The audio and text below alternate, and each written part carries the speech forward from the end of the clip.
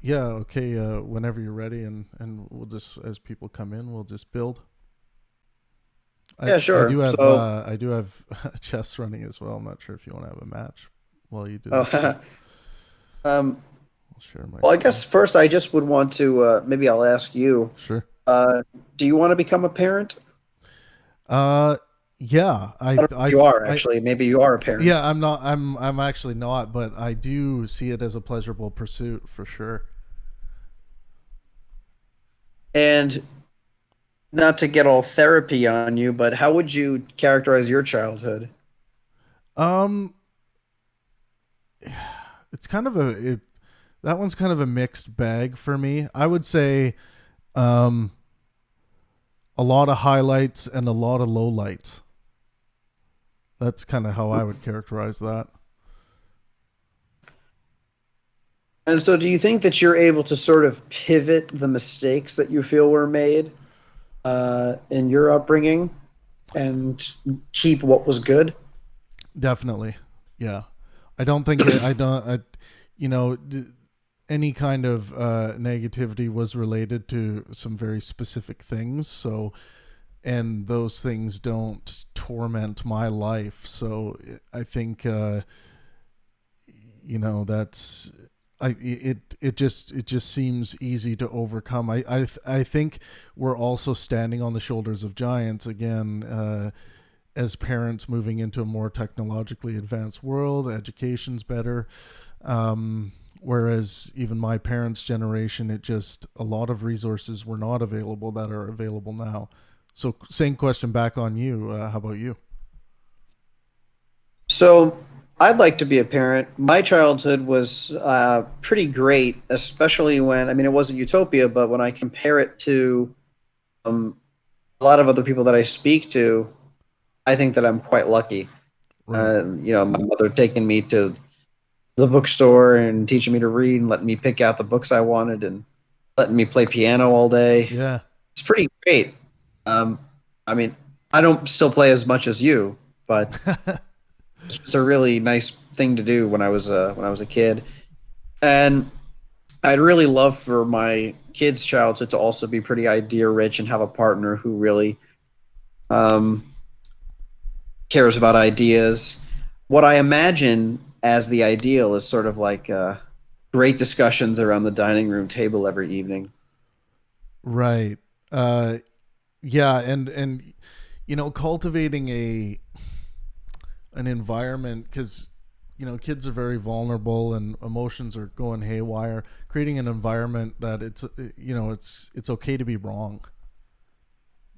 Being Oh wrong is yeah, not a being wrong is not going to be you know looked down upon, but rather lifted up and elevated and looked at as a great discovery.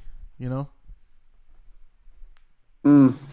Yeah. For all my parents' positive points, I mean, I'm not blaming them, but one of the things that they definitely need to learn to do still is admit fault. Right. Uh, and I know that that's especially hard for parents, especially when it's talking about things that they may have done wrong as parents. Oh yeah. So parents have this need to say, "Well, I'm sorry, I just cared so much," or Yeah. Yeah. "This came from This love." came from love. I did this, demonstrably horrible thing because I just loved you so much. We hear this from abusers a lot. They use that language. Um, it's a classic thing where people are like, I beat my wife to make her better so that she can better enjoy life. Oh,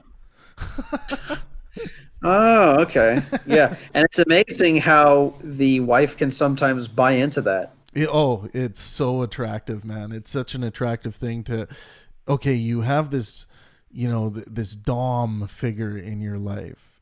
You find you love that aspect of them. Yeah, sure, they hit you once in a while, but that's just, it's all part of the way you built your relationship. And it's when there is something strangely, some kind of sexual connection or thing going on there, and it's very destructive. because people are like, Yeah. how could these people possibly? And of course, you become victimized and traumatized, and you become fearful of your abuser and things like that. But Hmm. but they're also, for some people, I think they're also, there's this gray line between like, okay, that's something very sexually desirable for me under the right circumstances. So why can't I just live with it when the circumstances aren't right? Yeah, I mean, not to get too much off the topic, but I think it's because in the sexual case that you're talking about, when you're the submissive, right? You're the ones that's supposed to be setting the boundaries, Right, right? You have the safe word, you have the ability to say stop. right. Um, but if that's in your everyday life where someone's like, no, no, no, no, don't wear that, wear this, don't eat that, eat Yeah, this, yeah, and they're not listening to you when you're like, actually, I think I want to wear that. yeah, yeah. Um, And then you know, you start getting used to the thing of, oh, well, I guess, you know, this is where I get to step in and say, no, you don't get to do that. I rule as king exactly what will happen and exactly when it will happen. yeah, I fear a lot of times parents get that power drunk as well, Mm, I to forgetting that the kids are kids or yeah, humans as well. yeah, I totally agree. It's there's this strange fetish of wanting to have power over another, even over like where the idea is born, or what we kind of heard, at least through my generation. I brought you into this world and I can take you out. You know, that kind of ancient parental attitude that still reverberated into my generation. You know, it's a strange thing. Yeah, I never heard that one, but I'm sure that a lot of other parents used it. Yeah, yeah. It all depends on the circumstance. You know, a pretty pretty traditional roughneck conservative home is what I grew up in. Yeah, what I would like to normalize also, even though it's kind of it might be hardwired to not normalize this, is giving advice to parents or increasing social pressure on certain parenting behaviors. Because even when we see other parents doing something that we know is wrong or suboptimal, Right. we feel the need to hang back and say, well, but it's not my kid. I can't, it's not really Yeah. my place. Yeah. It's yeah, it's kind of crazy, and it does, you know, parental decisions like whether to cut the healthy penis tissue off your fresh born baby, and then, you know, you're like, well, you know, they're deciding to do it for whatever bunk reasons, but you know, it's their kid, it's their choice. It's like, no, we have to get a little more courage in our everyday lives, and approach those conversations and be like, you know what, I have very very good reason to believe that this is a bad idea, and let me tell you why. And obviously you guys have the ultimate final decision on this, based on how current laws are set, but man, like, there's no good reason to do this, and here are the reasons why. Here's doctors opposing circumcision.org, and I've said my piece. There's nothing wrong with doing that, and people who get offended by that, I just, like, you know, it's the same way I feel when someone gets offended by a joke I say and they don't think that it's an appropriate joke, and then I'm like, well, not to you, okay? You told me what you think about my art and you don't like it, but someone else might. When did you first realize circumcision being fucked up? uh well, I think as soon as I realized that there were that circumcision happens, you know, I think as soon as I realized that circumcision happens, I was just like, uh why is that happening to them and not happening to others? Like, what's going on? And then I was like, okay, who are the you know, what's the scientific consensus on this? What are the scientific authorities or experts saying on this? And yeah, I was just like, where are they? Well, why isn't anyone talking about this? Why? and then I started realizing it's where it came from, and that it was based on this cleanliness myth that just was perpetuated to a point that it became common knowledge that it was cleaner to have a circumcised penis, cleaner Yeah. to remove the thing that protects the glands and the urethra and all kinds of things. Yeah, I first noticed when I was 14. I went to DC and there were a bunch of protesters on Capitol Hill with posters that said, "Don't snip the tip," and Ah, said, interesting. "I didn't," and had a picture of a baby and it says, "I didn't have a choice." And I remember thinking, I thought everyone in the world went through this. I didn't think there was a single boy that didn't have this done to them. Right. And then I found out that actually America's pretty unique. Yeah. In the Western world, most of Europe doesn't seem to do this, right? Am I right on that? Yeah. They're like no one. It's only 29% of the males are cut, and they're actually in certain pretty small pockets of the world. And yeah, and in Canada and the U.S. in the West, we're this weird section that just has been too kind to each other to talk about this strange, barbaric, gruesome, sick thing that's going on. And I think scientific illiteracy and lack of skepticism are the things to blame. Yeah. Uh, and that's one of the few times I've mentioned this a couple times before where my mother actually regrets it now. She didn't have the skeptical tools at the time, but now she said that she wouldn't have done it, and she actually regrets having done it. So I actually appreciated her for saying that. But on most other things, like I said, if I called her out on some of the things that she had said or done or not done, she'd probably either cry or say, I was just trying to love you." Yeah. And you know what? Look, our parents can become victims of their parents and their teaching as well, and then they're just like they were in with trusted doctors, trusted surgeons, trusted people in the maternity ward, and they said, well, it's a good idea to get them circumcised. Some nurse will tell them, and then they'll just be like, well, they're the ones here. They're telling me in the hospital that this is a good thing or a reasonable thing to consider. And and then they're like, well, I guess from what I know, my dad was, and my husband is, and whatever the bunk reasons, right?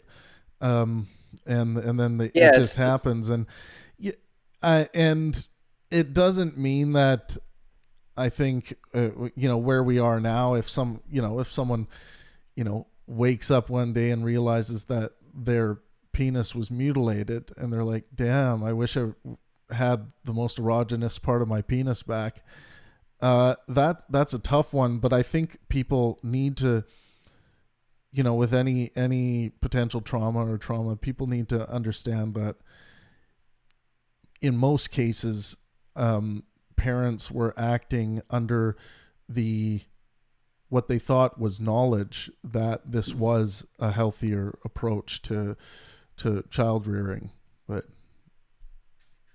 yeah, when you say like, "Oh, well, there's this supposed expert that's coming up to me and telling me how important it is," those same experts are the people that are going to be slinging medication at your kid when he's 6, and for some strange reason doesn't want to sit in a classroom for 7 hours straight.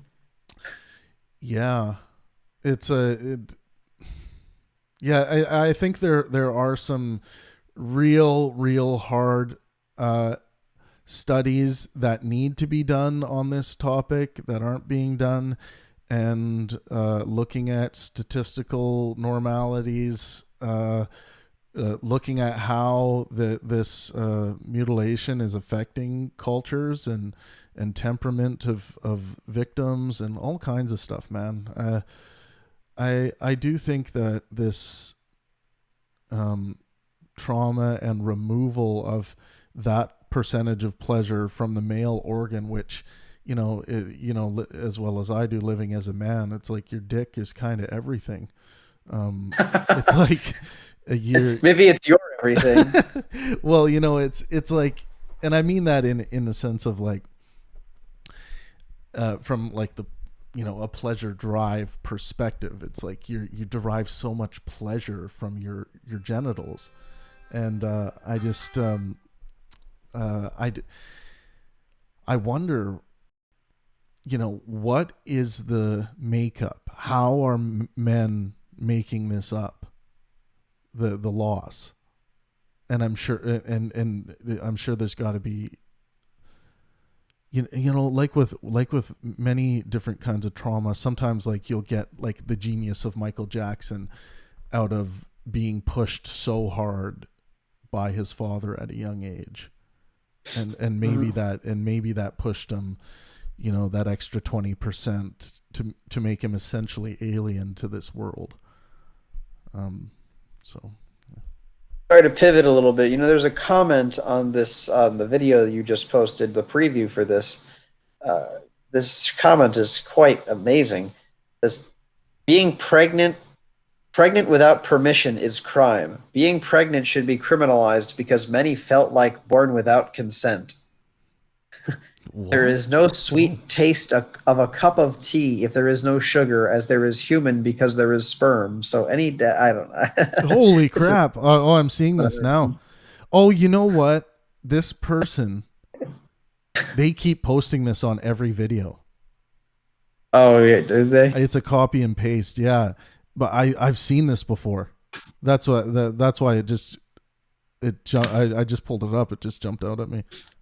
Oh, and then it finishes off with 30 articles while the threatening Quran, also known as Quran, has 6,236 verses.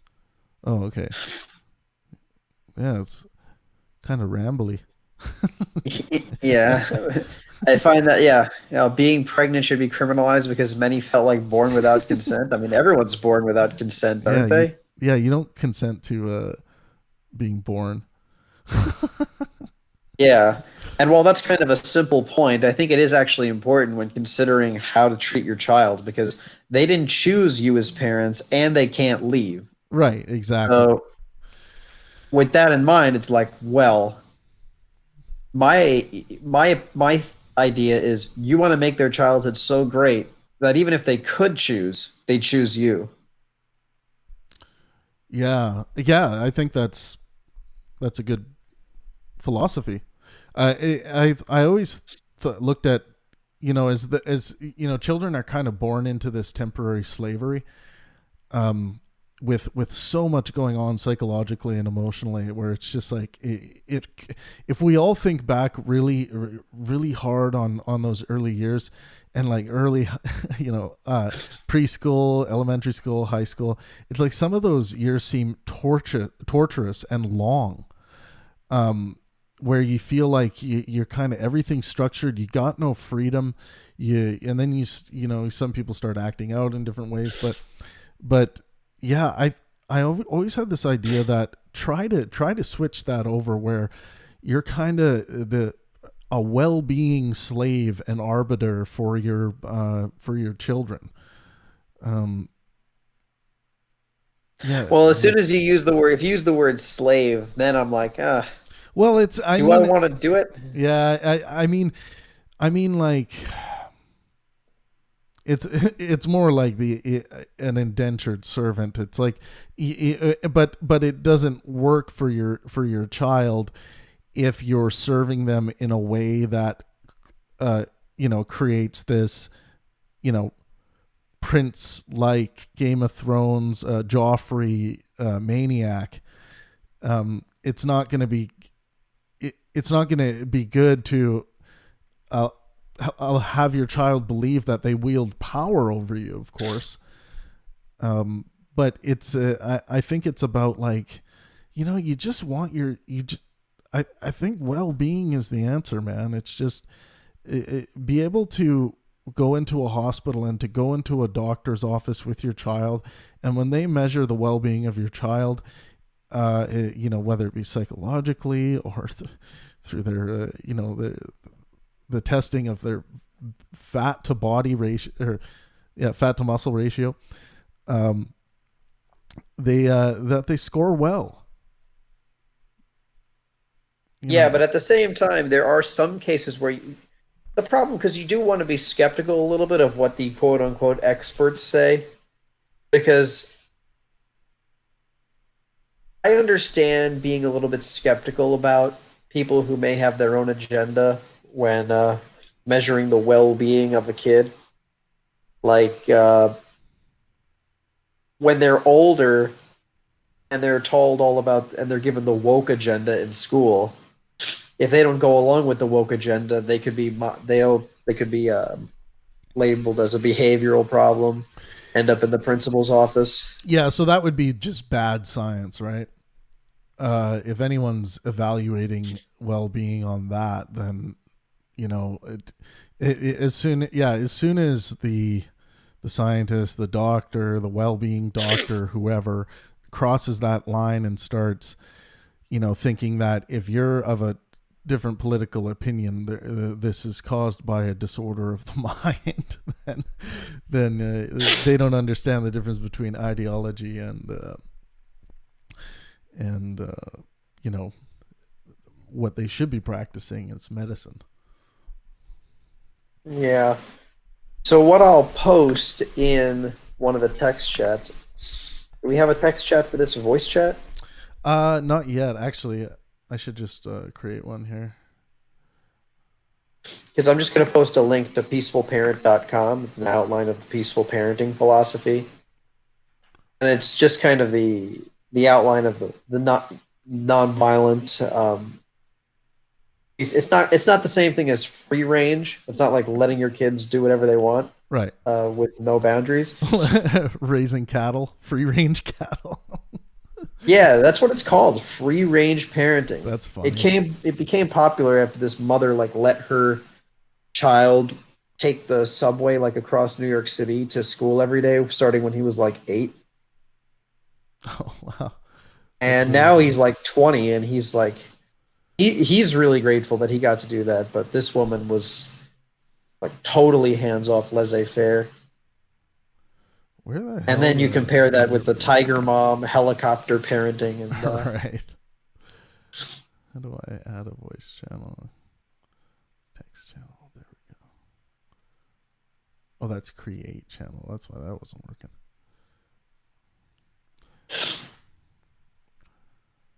There, I created a live Pangburn philosopher. Oh, okay. Yeah. Cool.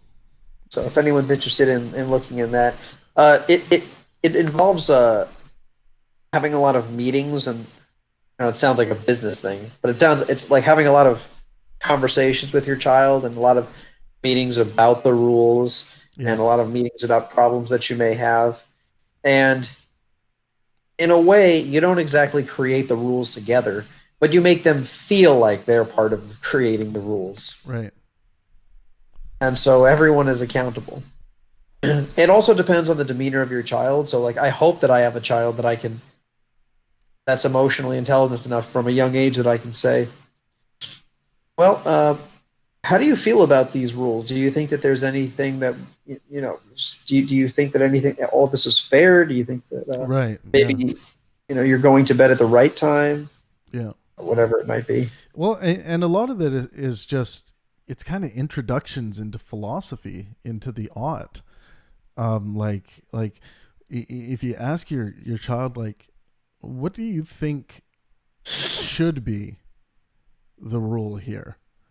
And then I'll tell you, and then we'll look at what the rule actually is. And then I want to know from you, like, what do you think the rule should be? Do you think you should just be able to run around like a monkey outside all night? And then if you get hurt, that's just your fault? Or do you think that it's good that, mom and dad keep you inside at night safe and that we're around you? What do you think about that? I love having these kinds of conversations with kids. It's incredible. Because when I have conversations like this with kids, they're never asked this kind of thing. Right. They're like, wow, you're asking me what I think the rules should be. And I think the traditional parental attitude is, why would you ever ask a kid that? They don't know. They wouldn't know what's best for them at that age. Well, that's you're not asking. You're not saying that you get to make the rules here. You're saying what's going on in your mind. How are you thinking about this right now? And perhaps even allow them to win some negotiations sometimes if they're have good reason. Yes. Yeah, because when you have the conversations with kids, the way you mentioned, you're like, you see their eyes light up Yeah, because they're starving for this kind of thoughtfulness. yeah, man. I I think I think kids are generally smarter than their parents who are who are raising them by about the age 10, 12 in there, depending on the parent. But it's just our our modern day in the now children, um, their capacity for greatness at young ages, like even what I mean greatness in that, like just having a great idea, achieving incredible feats in a video game, out in nature, like in sports, on the page. Like it's the interactivity, the internet, social media and stuff plays a positive role in that, I think. Right. Um, Now let's see. Look at some of these things here on the peaceful parenting. Some of their principles: using I statements for parents to express feelings and requests non-aggressively. Right. Yeah. Yeah. I'm pulling this up here. This is Setting limits with calm clarity while maintaining empathy for any consequent upset. Um, what a lot of this is designed to do is designed to provide alternative solutions to hitting. right. Yeah. Because hitting can be such a knee-jerk reaction. It can be such a, well, I just want this behavior to stop right now in the moment, and this is a Yeah. short-term solution. Right. And it usually is a short-term solution, but it has so many long-term side effects. Right.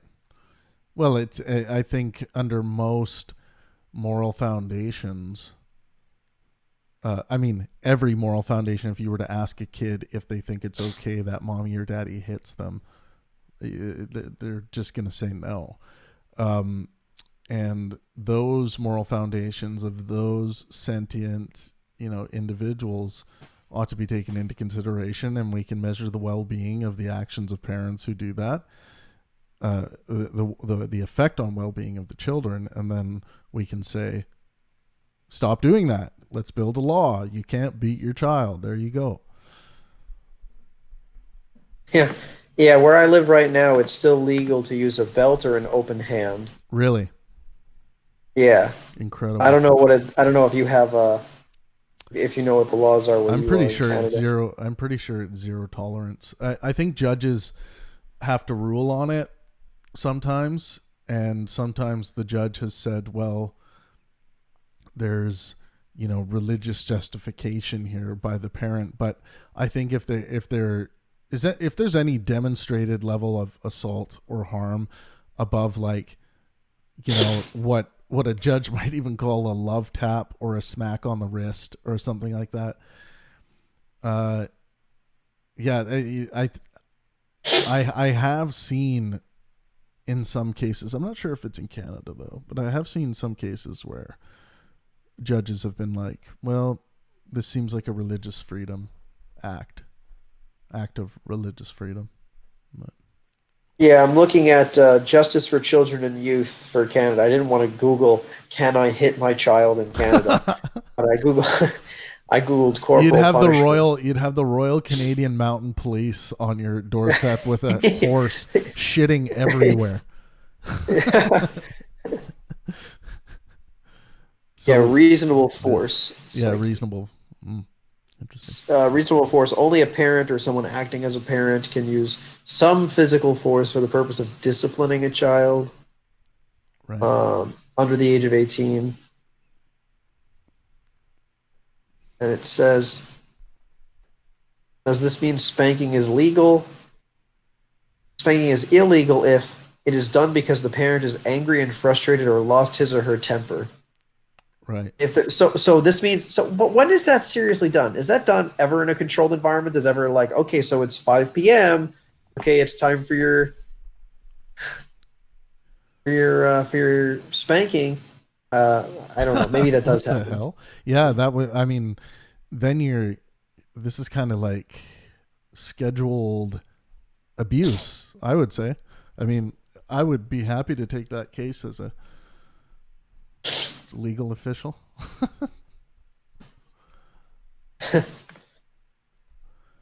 It's like, yeah, this is like, I would like to investigate why this parent feels the need to be doing this and where they learned it and what is the motivation here. Yeah, the way you are passionate about trying to end the barbaric practice of circumcision, all that stuff, that's fine with me. Like that's a good battle to fight. I feel that way about corporal punishment. Yeah, I do too. Um, I mean, anyone who's feels like they need to physically abuse their child for something that their child's doing that they don't like, that's just uh, that's just horrible behavior. It's chimp behavior. Chimps and bonobos, gorillas. This is how they discipline their little ones: biting, hitting.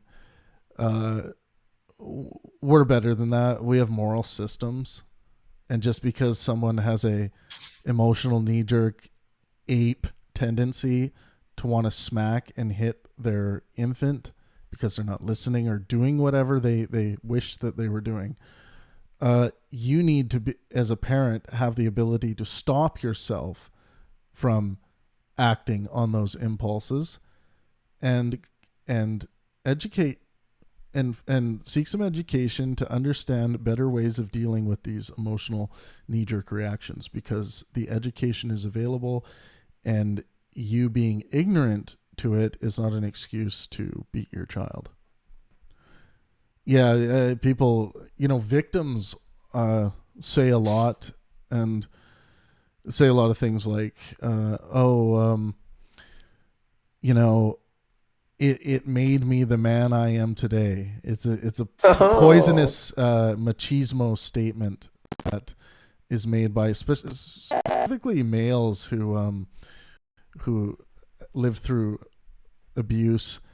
They'll say, yeah, oh well, it hardened me up and made me the strong man I am today. It's like, I know that sounds poetic and it sounds like something from a warrior would say in a fantasy book, but it it wasn't good for you. yeah. Well, on an unrelated note, I remember you talking about wanting to destigmatize. I was thinking about this last night. I was like, you know what? I think Travis is right. I want to destigmatize the men ordering fruity alcoholic drinks Yeah, at restaurants. It's like, what the hell is wrong with like we all like take the same taste of things. yeah. Well, yeah, and I think this is why I focus on machismo so much, because I know when you start looking at it and you start realizing that there are actual things you can do as a man to man type thing. There are actually things you can do and say to other men to relieve their machismo. It's a cause of so much anxiety, worry, stress in their life, and even the right kind of joke, the right like pat on the back, the right um, it just the right thing you say about what it feels like to be governed by something like machismo or those expectations. It's incredible. This sigh of relief comes out of the mouth of the other person that you wouldn't believe. It's like this this sigh of releasing, like, maybe a day's worth of stress, where maybe they won't realize it, but they'll wake up the next day and be like, why do I not feel so much of the pressure and weight of societal archetypes on me?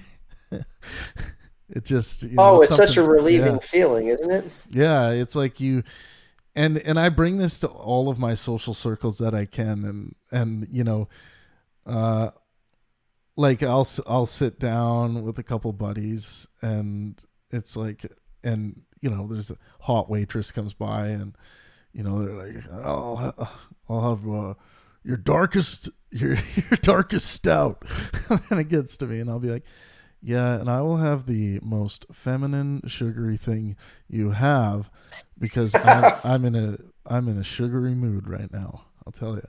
And they often, because they'll know I like beer, but they'll know I'm just doing it to kind of poke fun at society a little bit, where when this thing shows up, this pink fizzy drink that's got all the decorations of Liberace and Elton John all over it, and I just sit there and I enjoy it and I love it. Yeah, because there's some of the whatever they're ordering. There's no way they're enjoying it. Yeah.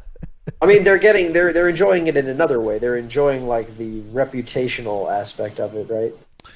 Well, I think, yeah, it's like you either, people like things for so many different reasons, and it's like if we look at sex, it's like some people are such deep partner pleasers when it comes to sex that they can find themselves liking anything. They like anything their partner wants to do, say, they'll just love it because it's just what their partner wants, and that's what their kink and fetish is, being the ultimate pleaser, the ultimate sexual being for their partner. And yeah, and then some Yeah, people, can you introduce me to that person? they exist, man. They definitely exist. And yeah, I think this is a more common trait in, I find this in women who tend to be the aesthetic beauties of society. And then once you start like they'll be your, let's talk in the 1 to 10 ratio, they'll be your 9s or 10s. And this is just, generalized based on my experience. They will typically be like 9s or 10s. They'll be the pleasers. But those are fun situations to be in, because it's like very, very rarely has it been explored what they enjoy when it comes to their own physical stimulation outside of the psychology, like kind of getting into the type of activities they would engage in if they were having sex with themselves. It's which is going to have a lot of that is psychological as well, but there's a lot of like physiological things that you would do with yourself if the ultimate goal was just achieving a great orgasm for yourself. Yeah, yeah. This is a little out of my zone here. No, it's all good. We can. And from all that activity, you get children, and then you go through the parenting situation. Yes, yes, indeed. Hopefully, the child is not a result of a misguided night of passion. Yeah, yeah. You gotta. I mean, so many are. So many kids, like people, like so many people I know. It's like, yeah, this was a whoopsie. A lot of them knew each other better than just a one night stand, but. Obviously with most one night stands in the West that end in a pregnancy, a lot of people are, having an abortion, and which I think is totally fine. But, what are some things that, do you hear any strong arguments as to why people shouldn't have children because of this like existential crisis that they see? And it's like they look at their experience with life, and they look at what's going on in the world, and they'll be like, I can't bring a kid into this crazy world.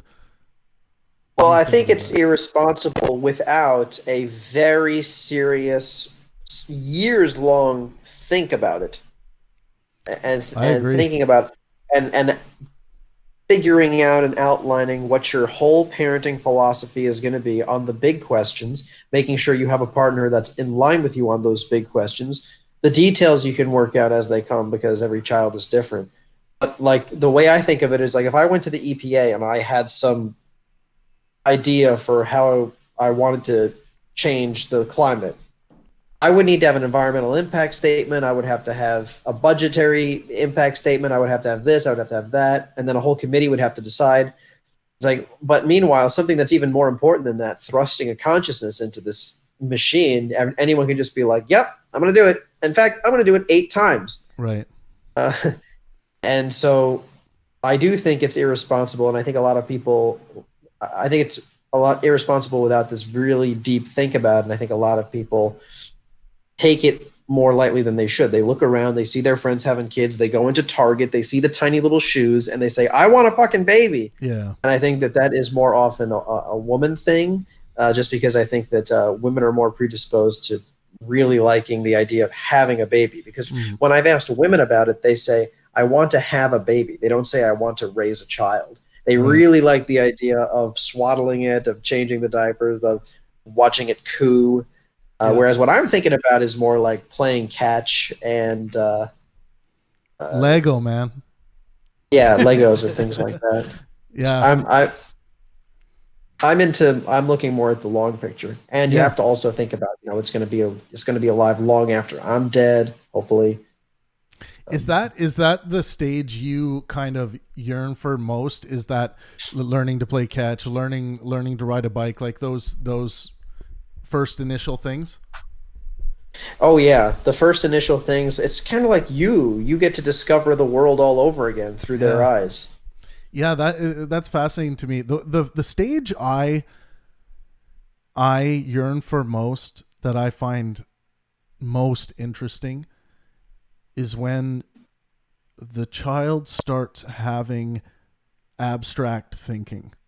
When abstract thinking enters the child's mind, and this, it's funny that some people don't, it happens just in varying degrees, and some people don't go much further with abstract thinking in their entire life.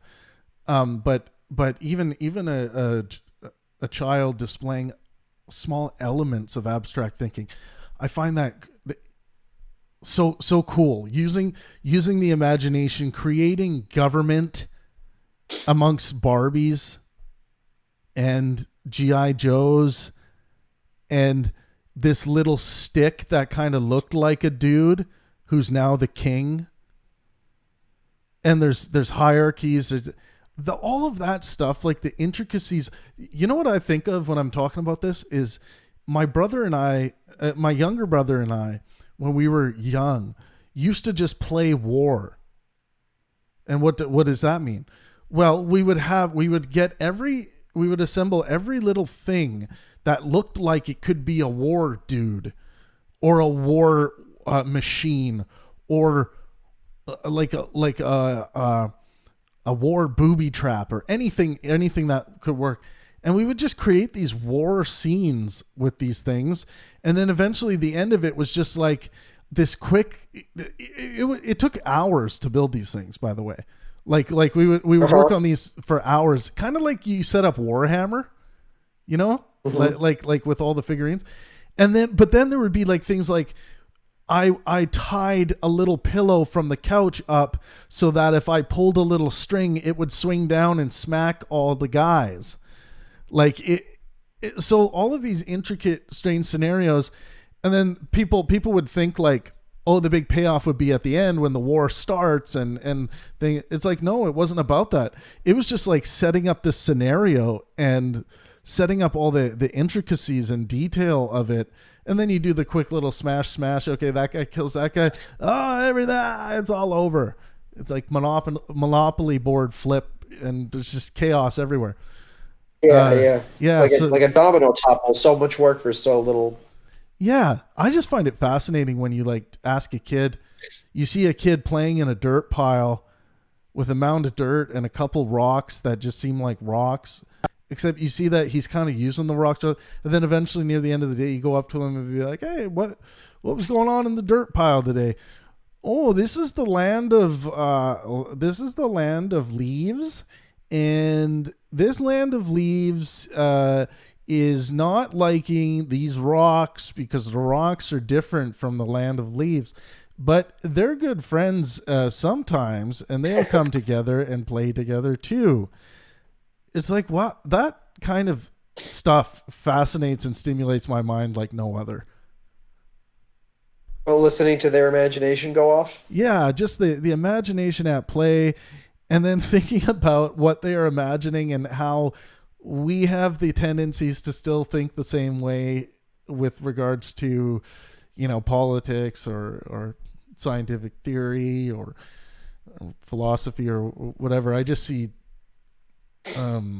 it's inspiring, and that's what the prospect of having children, the pleasure seeking within me, and and also the artistic and scientific inspiration to keep my meters full.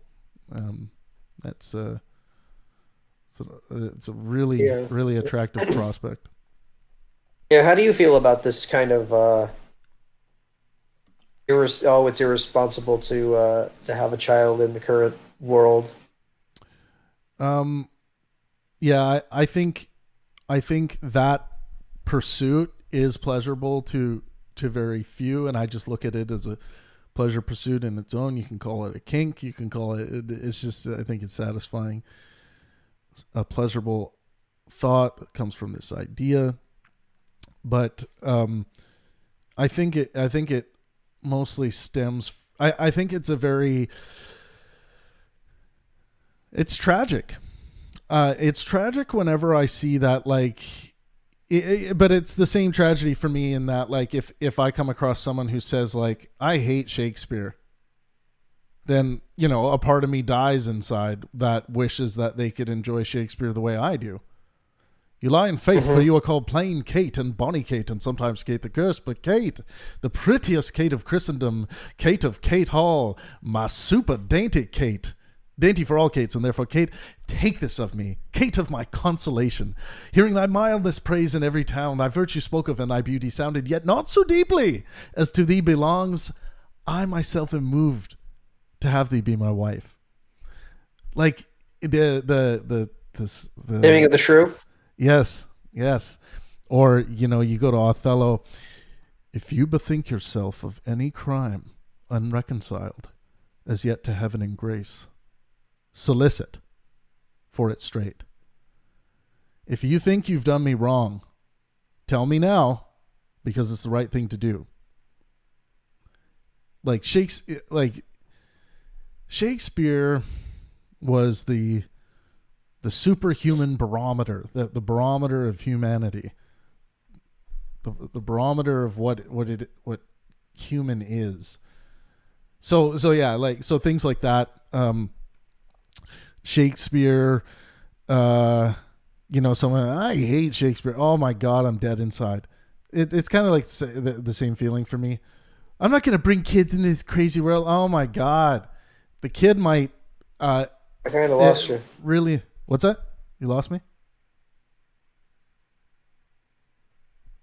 Oh, are you there? I got you now. Oh, okay. Yeah. It's that's a tragedy for me. It's if that kid can derive so much pleasure out of life, and to kind of deny yourself that experience and the potential pleasure derived from that, it's not enough for them to overcome this thought of, well, I'm not bringing my kid into this crazy world because I see this happening, that happening, and this. They need to read Enlightenment Now by Steven Pinker and become enlightened on life. The way you feel about Shakespeare is the way I feel about classic rock. The rock of the... Oh, man. I feel about classic rock as well, man. Holy fuck. Who does it for you? Led Zeppelin. Yeah. Let me see. I can't remember the lyrics. I have to sing it if I want to remember the lyrics. Get a let out. I'm just gonna. Then as it was, then again it will be. And though the course may change sometimes, rivers always reach the sea. Blind stars of fortune, each have several rays, on the wings of maybe, down in birds of prey. Kind of makes me feel sometimes didn't have to grow, but as the eagle leaves the nest, it's got so far to go. This is 10 years gone. And it's much more powerful when there's the guitar in the background. But man, it's the, I know, like that, like you just reading that, just it drives the most satisfying daggers into my heart. It's just this, the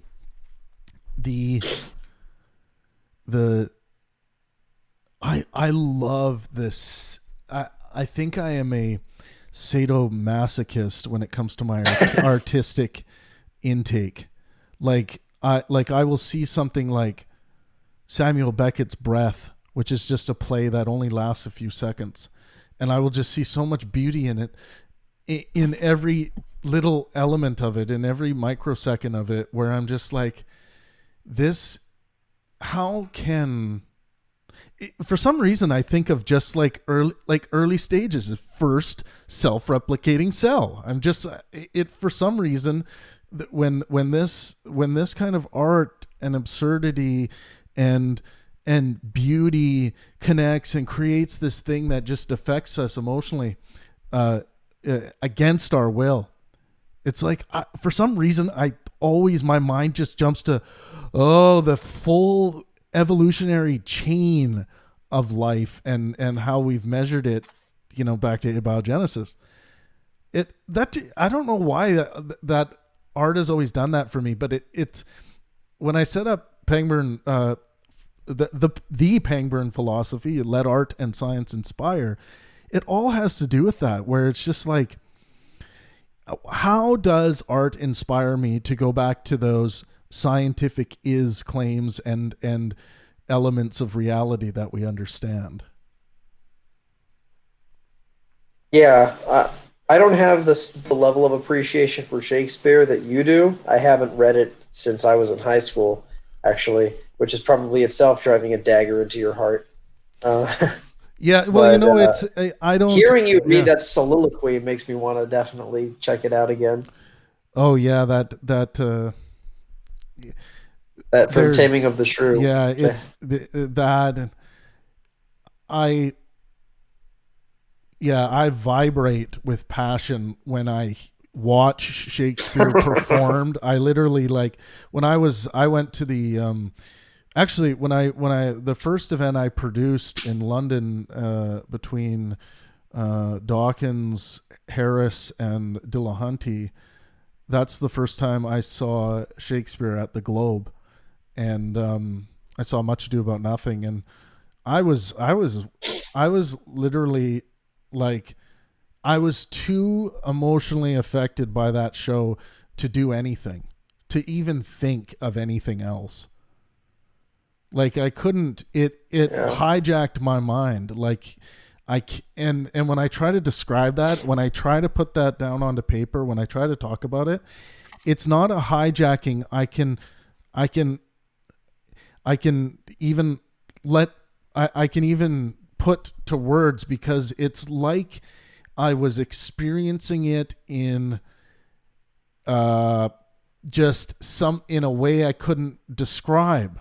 I don't know. It's a thing about art that has always been just so strange and intriguing to me, that when something like that happens, it happened to me the first time I was introduced to Shakespeare in Love, the film, and by my drama teacher in high school. And something happened to me when I first experienced that, connected to the experience of her introducing it to me, and me having the attitude of, oh, we're going to be watching this faggoty Shakespeare whatever. And then by the end of it, I was honestly changed forever. Like, just against my will, upgraded. Yeah, I remember you telling this story for the first time, when your teacher said something to you about, like, oh, it's pretty good, isn't it? Right? And you were so emotionally affected by it. And I remember I said, wow, Travis Pangburn is human after all. Because up until that point, I had only heard you speak in these very skeptical philosophy terms. I hadn't really heard you talk so much about this. Yeah, no, I I have some fascinating stories throughout life like that, and that one in particular, at the end of it, because I remember making a joke before the film even started. I was like, it was like Shakespeare in Love, and like something happens in the beginning, and I was in the back of the classroom, which by the end of the film I was sitting at the front, but at the back of the classroom I was like, gay.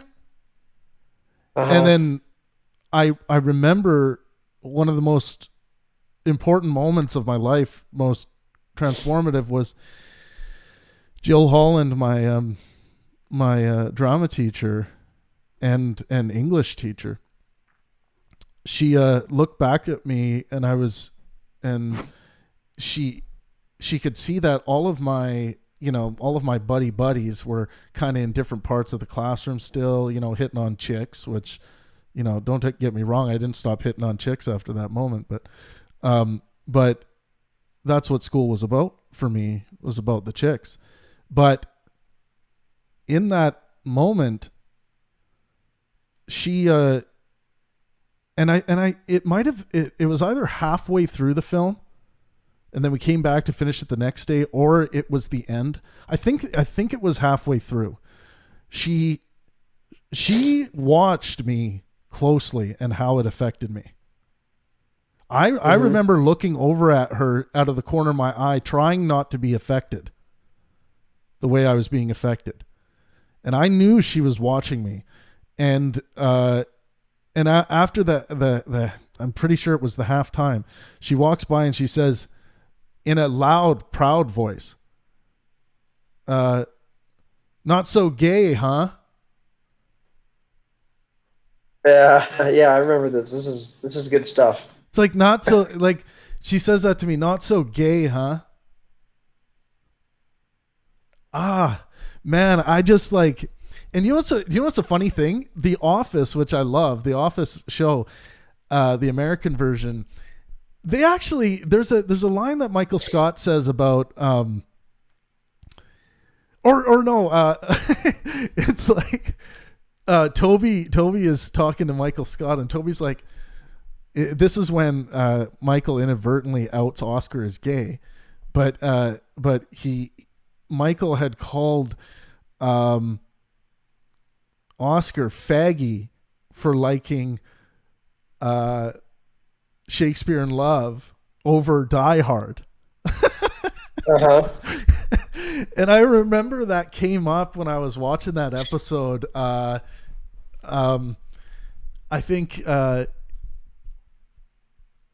it must have been maybe 2012, 2013, around there.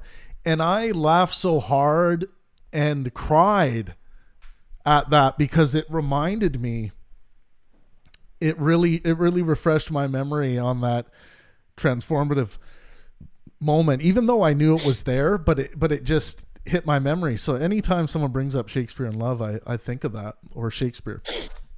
Yeah, I have to watch Shakespeare in Love. I know it won Best Picture, right? So. It cleaned up and won everything that year. Yeah. What up, Carter? That's how I feel. Yeah, what's up, Carter?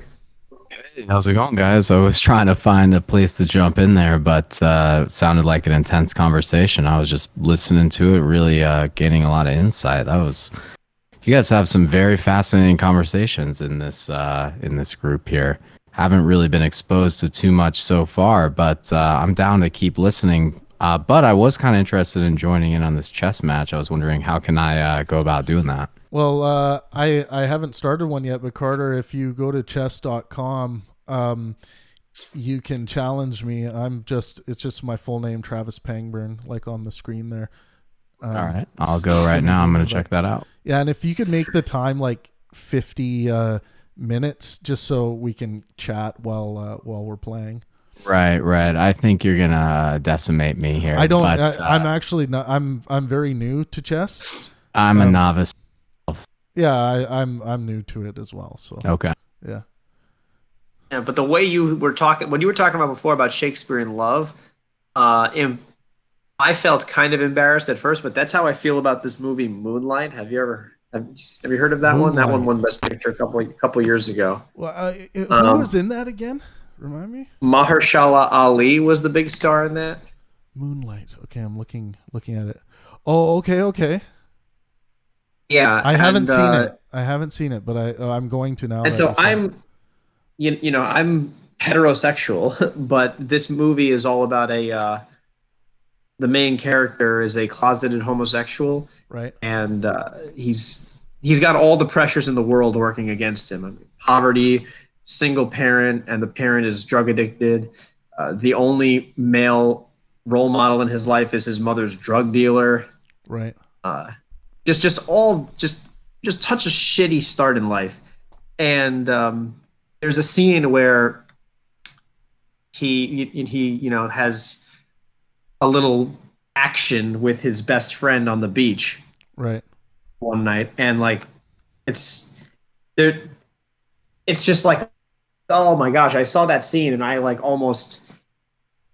got all misty-eyed. Like, and normally I'm revolted, which I probably should work on. I get revolted when I see like homosexual activity between two men on a screen. Yeah. But this was done so well where I'm just like, oh, this is such a wonderful moment for this character. He's finally getting to relieve his he's finally getting some relief in his life. Yeah, no kidding, eh? Yeah, and that reaction is definitely common, I think, in heterosexual males. It just and it's one thing that's very different between men and women. Were you saying 50 minutes? Sure, yeah, or whatever, or 90 or whatever. Yeah. I'm gonna do 30. Yeah, that works. Yeah, that's okay. That'll probably be plenty. Okay. And then I think all the other default settings are fine. Okay. Cool. All right. And then Travis.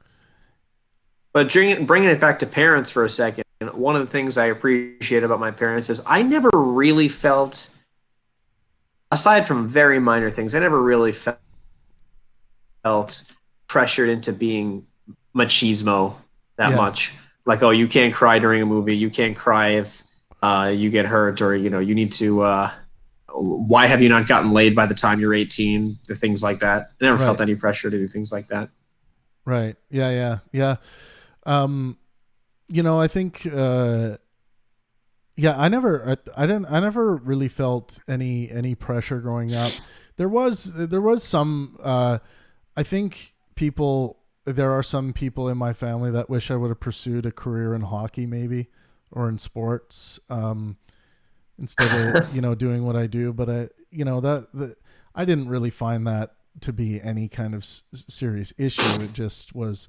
I saw people, really thinking that I had some serious talent on the ice, which was great that they felt that. But maybe at times some people were, you should be doing this, you shouldn't be doing that type thing, which is,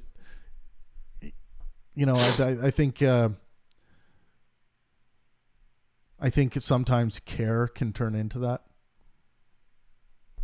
I think what happens is when care becomes worry.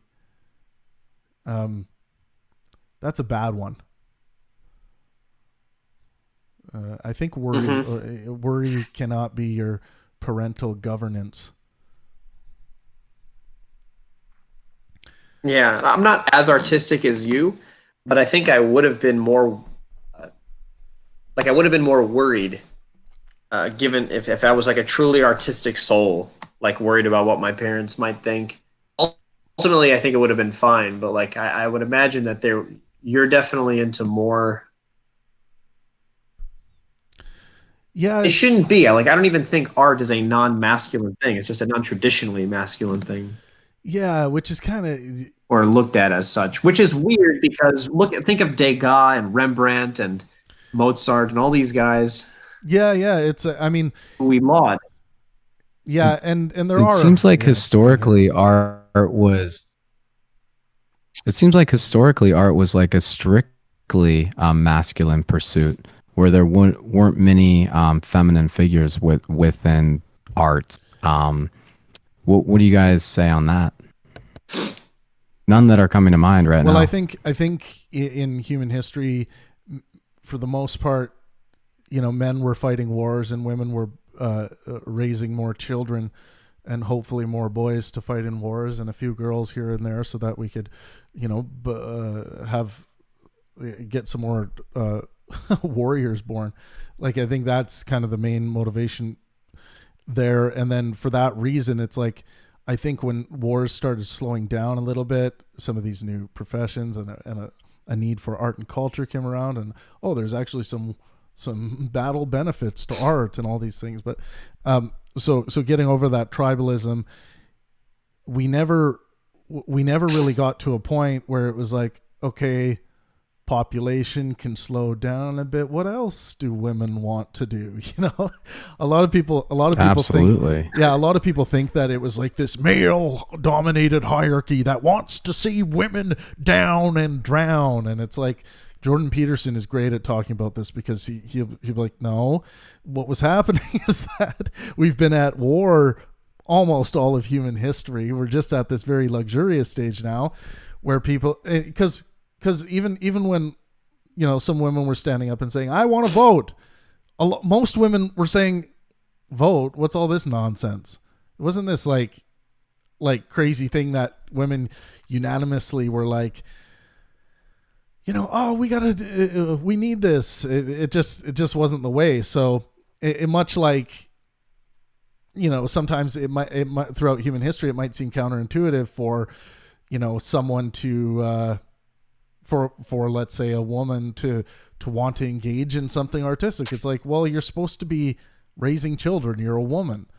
It's like, so I think that's the reason why we see most artists. I don't think it speaks at all to like women are less capable of doing X. It's just, I think through human history, women have this amazing ability to bear children, which, and a man can, like 20 women just need one man essentially to inseminate them all. But women are the real treasures of humanity for that reason. Yeah, one of our friends in this server Discord, Villain, really resents women for that, or at least he seems to. Interesting. He said that growing up, growing up, he could see little girls being fawned over, and he just felt like he wasn't as valuable. Right. Well, and I think in a certain sense, there's a reason why we value women the way that we do, and it's for that reason. It's for biological. It's not just simply reproduction, but that's a big part of it. There's also there's also this ape-like tendency to view women as trophies as well. Men aren't typically viewed as trophies, but I get Mr. Rookie. That was a misclick. Damn it. I'll take it though.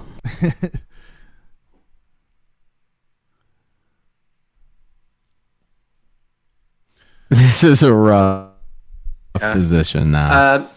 It's good discussion. This is good. If you guys want to continue the discussion, I mean, it's not my server, but I really liked it. I got to go. Okay, awesome. Thanks, man. Tutor someone right now. So, yeah, all right, I'll see you guys soon. Awesome. Have a good one. Peace out. Peace out. That was actually such a bad move. I don't see how I could recover because you're going to be able to take my rook. No problem there. But I will continue it. I'm going to get this out. Is there any way I can save both of these pieces? So I'm curious, I think that it would be really advantageous if parents had more of a role in educating their child, right? And so not just in terms of morality and things like that, but in terms of actual technical education and getting down into the gritty nitty with their child and teaching them trades and things like that. And that kind of was the way things worked in the past. You would kind of follow maybe in the footsteps of your parents, your father, your mother. And I think that allows for in some instances, a very significant transfer of skills, and also seeing your parent in this working environment and pursuing their job. It incentivizes the child. And I noticed that a lot of people in the STEM fields, like parents that are in the STEM fields, their children will also pursue a STEM field path as well. And that, although I don't have the metrics on this, right, individuals whose parents are not in any type of STEM field career, this is all anecdotal, but are less likely to pursue a similar career path. So I think I personally would have loved if my parents were involved in some type of scientific pursuit, engineering pursuit, something like that. Had other types of passions as well, like musical passions and things like that. So transferring that knowledge to your child, I think, is really profound. And if that isn't the case, if they don't have much skills or knowledge to transfer, that's a strong deficit.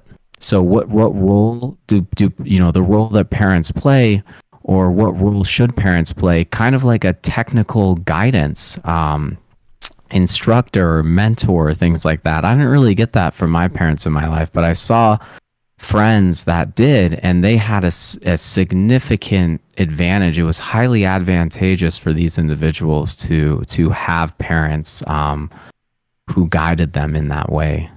Yeah. I think that's a great dream for humanity, what you just said for parenting. And I think it all starts with skepticism. And I don't know why that happened. And skepticism, not cynicism, people understanding what skepticism is. With that, people can become the best thing for their children by simply showing them how to think as opposed to what to think. So I think once we get that algorithm sorted,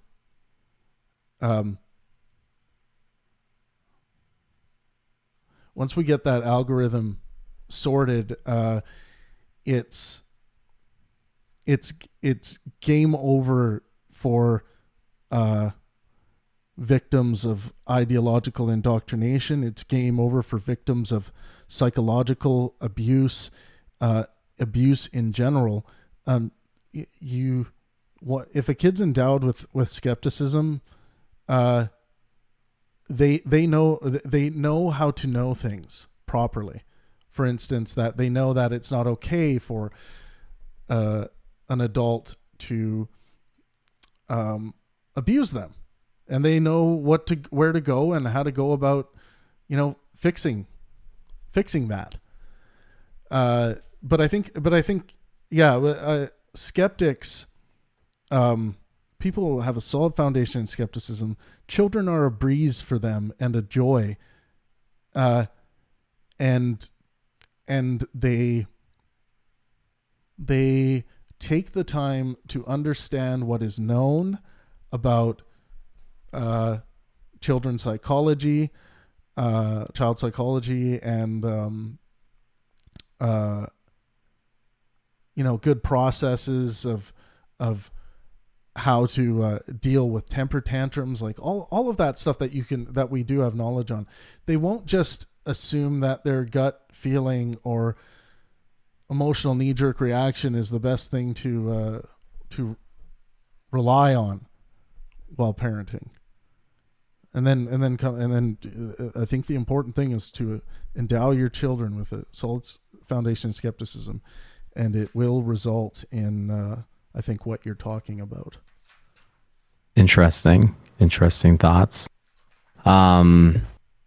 that is obviously much easier said than done and would require like a radical paradigm shift in the way that parenting is just conceptualized from the genesis, where individuals turn to for information, the schools of thought that are built around this, because that is in many instances the opposite, right, of what parents, they're looking to just completely instill their values on their children, whether it's religious, philosophical, moral, and any dissent from that is looked at as oftentimes a serious confrontation. And I've had this experience with my own parents, and I think many people have had similar experiences themselves.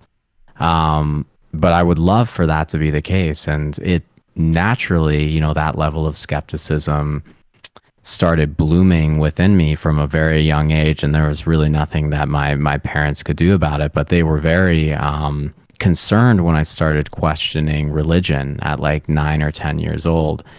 And, I would ask questions at church that I wasn't really liking the answer to. These religious leaders would, speak with my parents and be like, this is kind of some interesting stuff that your son is saying. What are you saying at home? What are you doing at home? And, they were doing everything right to kind of instill what their values were in me, but I was still able to kind of escape and have my own original creative thought throughout this entire process. I don't think as many individuals, though, have that experience. Certainly do, but a level of skepticism was always just present. As soon as I could... as soon as my brain was able to, it was really more of at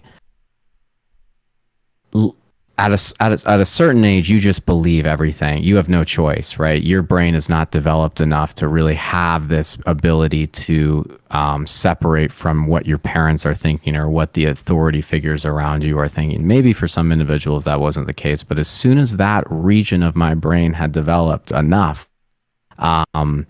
I was able to break away kind of, and I remember challenging my parents and things like that. But if that had been like fostered, and it caused a divide between my parents when I disagreed with them, and they were upset that I was disagreeing with them or that I was having skepticism. Yeah. So I think that also really, and I'll finish it off on this, I think that also really prevents a lot of skepticism from evolving organically in individuals. Yeah. What you just outlined is the real, true, helpful, awesome feature of disagreeableness, the personality trait. It really is a great foundation and fosters the growth of a good skeptical foundation to be disagreeable by nature, and some people obviously have this in their psychological makeup and others don't. Agreeable people, what I notice is it's tend to have a tougher time with skepticism. They fall into cynicism more often, and cynicism has a lot of affiliates from the supposed skeptic circle, but right. As well. So it's not, or from the disagreeable circle. It's not only for the agreeable, but disagreeableness is it creates this this doubt, this wanting to ask questions and continuing to ask questions, which is the operation of skepticism, separating bullshit from reality. Absolutely. And to clarify one of your points, like, I believe that there's a range to the amount of skepticism that an individual has, right? So for the most part, this trait is inherent in every individual. They're going to experience skepticism in their life, and you know that. But it's what you're willing to challenge and how often you're willing to challenge the norm, and especially authority figures and things like that. So there is this interesting spectrum, and I notice I'm very, very high up on the spectrum in terms of I'm willing to really challenge any novel thought that comes my way, or even an existing kind of framework that I've already currently adopted. I'm willing to reevaluate. I'm never static. It's always fluid, always. Even things that are very established in my mind already. I have it's more of an interest, right? It's I know to look past that. I'm not sure what you'd call it psychologically, but I know that we have a tendency, once we start to believe something as truth, it becomes very difficult to deviate away from that. And so I've now... Ego can get in the way of that. Okay, right. Yeah. Yes. But I've had so many experiences now where I've been personally proven wrong on something. Right. And I've accepted that and been like, okay, I need to, but there are many instances in which challenging the norm can be very advantageous or lead to a new fruitful novel discovery or thought around the topic that you didn't have before. And this is what some people are very incapable of doing, is challenging a pre-existing concept or framework that they subscribe to, right, and then moving away from it. Yeah, and I run into this when I'm talking about current accepted, scientific concepts, even that I think are outdated, and the reason why people aren't calling it out is because they're colleagues with people that have worked with this concept or on this concept for their entire career. So this social stigma gets in the way of progress. But I think someone with this solid foundation of skepticism is going to challenge those things because they can't help it. Right. My skeptical foundation, I don't necessarily seek out the benefits of going after this topic or that topic or that. I just allow my skeptical foundation to do I don't think about the rewards or benefits or what may yield great results if I pursue this topic or whatever. It just it's something I must do if I see something wrong, demonstrably wrong. So and I'll tell you how I think about skepticism. I don't see skepticism as having various degrees like you were talking about. Skepticism is skepticism.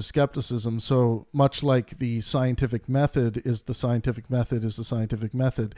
If you're doing something that deviates away from the scientific method, it's not like less of a scientific method or more of the scientific method. It's just you're either doing the scientific method or you're not. And I view skepticism, the skeptical mechanism, the same way. The mechanism of skepticism that we use to separate bullshit from reality. You're either engaging in skepticism or you're not. So someone might say, well, I'm kind of skeptical about that thing, or I'm kind of skeptical about that thing. This causes mass confusion on what skepticism is. Skepticism is a mechanism. It's not an ingredient that you put into some ideology and not others, or some lines of thinking and not others. Skepticism is just simply a mechanism, questioning and continuing to question and continuing to evaluate what is emerging, the emergent properties of your brain. So I think for me, when someone says, I think there are varying degrees of skepticism, what I hear is there are varying degrees of the scientific method, and I perk up and I say, that's not. It's just you're either. I'll see someone evaluating a topic, and I'll be like, you're either engaging in skepticism or not. And if one feels like they are being skeptical or they are being a skeptic, and they're not, they're often being a cynic, and the world is full of cynicism, but right, has very few skeptics or people practicing skepticism, what I would say correctly. Well, Well said.